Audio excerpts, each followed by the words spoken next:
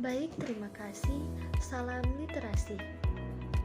Saya Justisia Jennifer Putri Poluan dari kelas 1B4 Manajemen Fakultas Ekonomi dan Bisnis Universitas Samratulangi Manado. Dengan NIM saya 220611020251 dengan dosen pengampu Ibu Vinca Watak SPD MPD.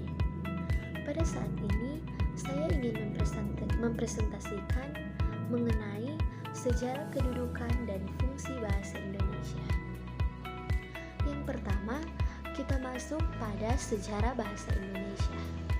Nah, bahasa Indonesia lahir pada tanggal 28 Oktober 1928. Pada saat itu, para pemuda dari berbagai pelosok Nusantara berkumpul dalam kerapatan pemuda. Suku-suku di Indonesia memiliki bahasa khas masing-masing.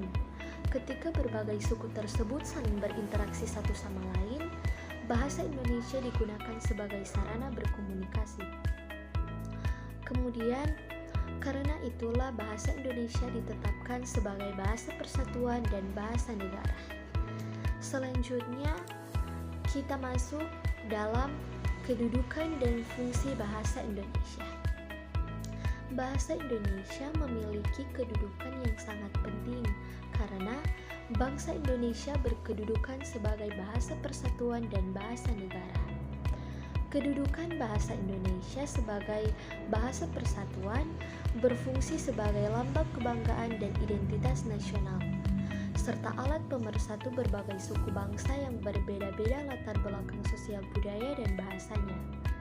Kedudukan bahasa Indonesia sebagai bahasa negara berfungsi sebagai bahasa resmi kenegaraan, bahasa pengantar di dunia pendidikan, bahasa perhubungan pada tingkat nasional, dan bahasa resmi di dalam pengembangan kebudayaan. Selanjutnya, kedudukan dan fungsi bahasa daerah. Bahasa daerah adalah bahasa-bahasa suku bangsa di Indonesia. Jumlahnya sangat banyak dan digunakan menyebar di seluruh daerah Indonesia.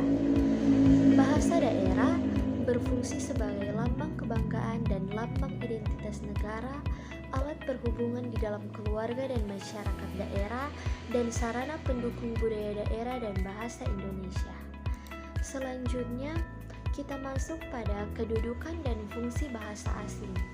Bahasa asing hanyalah sebagai akses untuk memanfaatkan ilmu pengetahuan dan teknologi modern, dan bahasa asing diberi batasan sebagai bahasa-bahasa daerah di Indonesia selain bahasa Indonesia dan bahasa negara.